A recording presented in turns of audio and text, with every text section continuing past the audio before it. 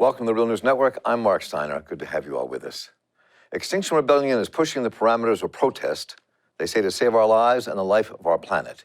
It's fueled mostly by young people. They say our Earth is on the verge of economic, social, and human collapse because of climate change, that the powers to be will not address for the radical action that many of us know it's going to take. They sat in at Nancy Pelosi's office because her and her Democrats' response has been too tepid. Now, a number of climate rebellion activists have declared a hunger strike until Nancy Pelosi agrees to meet with them in public for an hour. They want Democrats to pass legislation that acknowledges that the acts of fossil fuel on our climate, what it's done, is a disaster we're facing, and we have to make radical measures to change that. One of those hunger strikers is Eric Tien, who wrote this op-ed you see in The Guardian, and is in the 10th day of his hunger strike, and joins us now from his home. Welcome, Eric. Good to have you with us here on The Real News. Thanks for having me. So, when you wrote this op-ed for The Guardian, you started out by saying, the title was, my hunger strike could be deadly, but I'm willing to risk that for climate action. I mean, in other words, you're saying you're willing to literally die in order to save billions. So talk a bit about what is pushing you to take this radical action. Well, I've had a pretty privileged life so far, and I've had the chance to explore many of the, I've had a chance to travel and explore different job fields and just explore my interests. And right now, I feel relatively satisfied with what I've accomplished in my life, and I just want to devote my life to service right now. And in terms of climate action, I have been, before the hunger strike, I was reading up on the science literature for 2 weeks and realized it's much, much worse than I thought. When I was, a couple of years ago, I have a physics friend who was telling me how bad it's going to be, and I just kind of brushed him off saying, no problem, human genius will solve it, that kind of thing. And I realized it's much, much worse than I thought. So I wanted to escalate to dramatic action. And in terms of a hunger strike, I just feel very passionate about it. And I feel whatever suffering I might experience in this hunger strike is nothing compared to what hundreds of millions of people experience right now.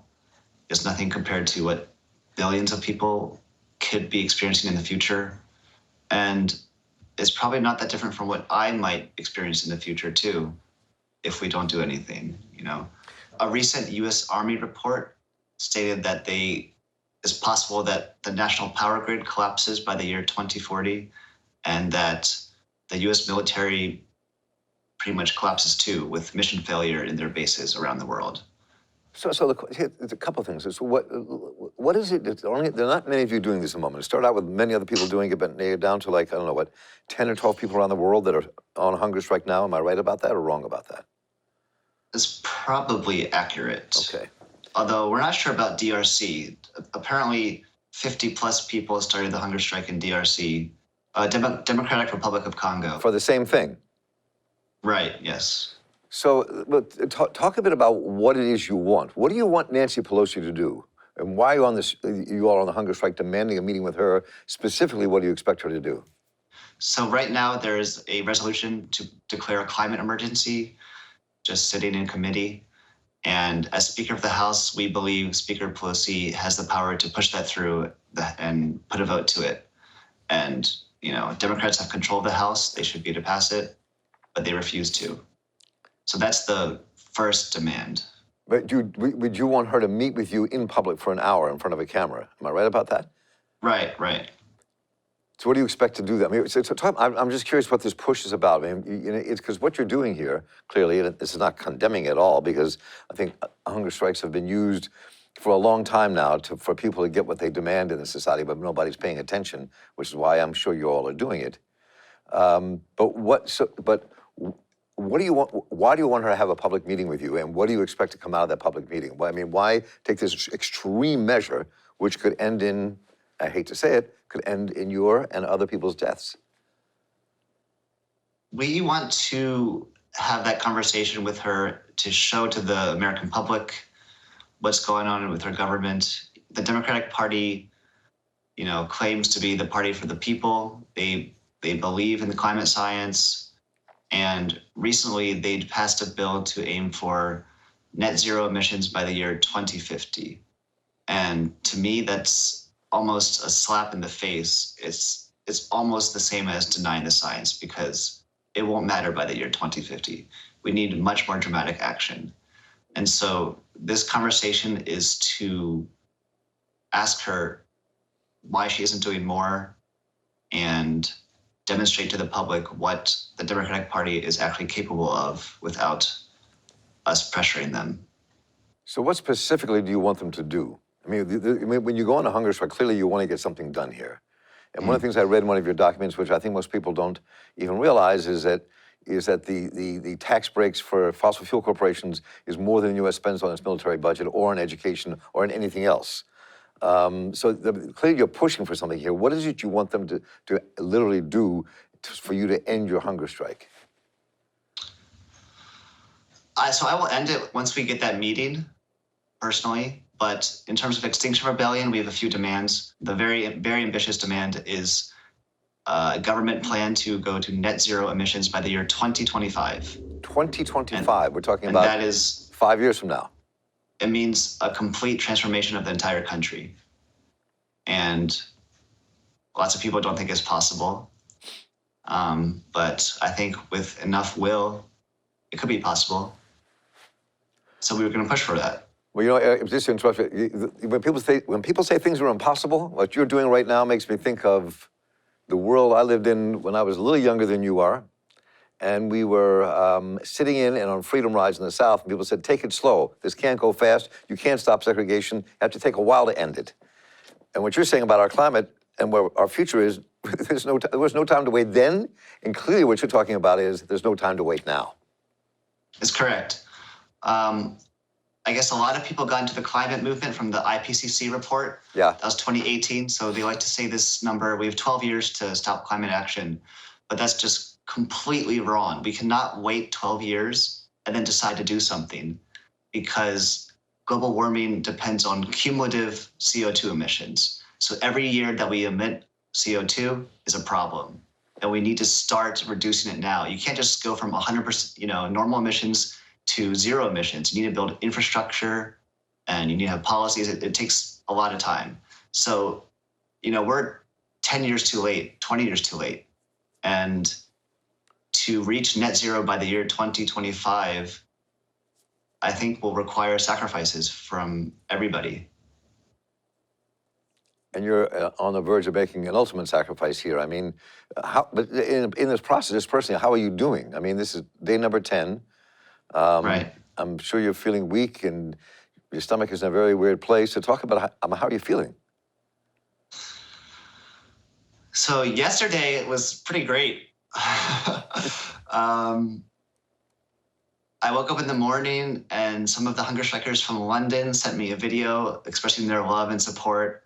And just from that moment on, I was just like, I felt full of peace. I definitely feel less angry and sad than I did the first couple of days of the hunger strike. At that period, I was very passionate about this and very angry that Nancy Pelosi's staff were just stonewalling us for the most part. But yesterday I came to a sense of peace. I realized, well, it probably is too late for many people, and there's only so much I can do. This is kind of what humanity is going to reap because of what they've sown. Yeah, as a species, we have let this happen. And, most people don't have the power and responsibility to affect it, but everybody has a little bit of responsibility. And we are going to, resources will dwindle, and we will have to learn what it means to be human and learn how to cooperate if we want to survive. So you intend to keep this hunger strike all through the Thanksgiving holiday. I know there'll be demonstrations outside of Nancy Pelosi's home by Extinction Rebellion and others. I'm correct about that, right? Yeah, that was amazing. Overnight they organized a solidarity hunger strike. I guess it's happening right now in her district office. Then tomorrow, a smaller group of them, who are, I guess, more dedicated, are spending 5 hours of their Thanksgiving holding a vigil, maybe a die-in, hunger strike outside of Speaker Pelosi's house. Yeah. So, and what we will do from our end here, obviously, we're gonna call Nancy Pelosi's office and try to get a statement from her, see if how she responds to this. And we do wish you well on your hunger strike and on your comrades as well, to stay as healthy as you can during this process. It takes a lot of courage to do what you all are doing. And I'm going to check in with you over the holiday, and I'll check in with you on Monday for another conversation to see where all this is. And we're there for you and for us. Yeah, we're all in this together. And I do want to say to Speaker Pelosi that I respect her a lot. I know she's incredibly smart and works incredibly hard. And I fully support the impeachment hearings. And I hope we get to work together to build a better future. Right, she's a very smart, tough Baltimore girl. She needs to stand up for climate and our future. And Eric Tien, again, thank you for your courage and your dedication. Good luck this weekend, and we'll be staying in touch and talk to you on Monday. Thank you, Mark. All right, take care. So once again, we thank Eric Tien for being with us, and we're going to follow these young people like Eric and others who are on a hunger strike to save our planet, to force a meeting with Nancy Pelosi. We'll be touching base with her office and coming back to talk with Eric and others on Monday to see where this is going. And I hope you all have a wonderful Thanksgiving. Stay strong. Have fun with your families. I'm Mark Steiner here with the Real News Network. Take care. Thanks a lot for watching. Appreciate it. But do us one more solemn favor. Hit the subscribe button below. You know you want to. Stay up on the videos.